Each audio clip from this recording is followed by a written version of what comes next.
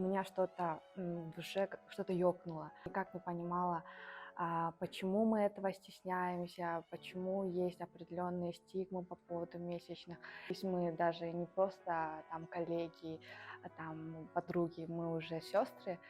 Медиа Кыздар Академиясы.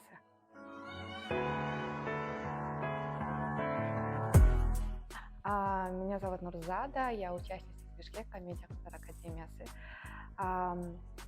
На самом деле проект был очень такой длинный, и когда я первый раз только узнала об этом проекте, для меня было не важно, какой это проект, для меня было больше делать какой-то контент, и не важно, какую тему и тому подобное.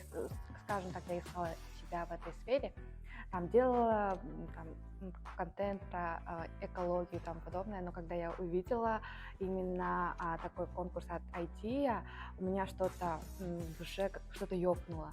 У меня появились столько идей, столько проблем у меня в голове всплыло, которые я могу решить именно через свой контент. И когда я уже начала себе, точнее, выбрала себе тему, когда начала изучать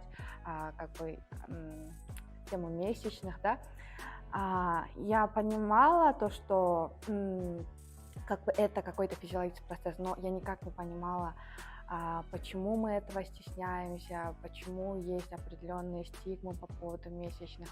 И мне очень сильно захотелось поднять эту тему.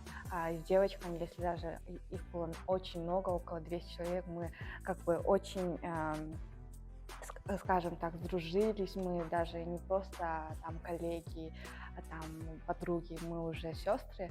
И спасибо IT за такой проект, который объединил нас всех.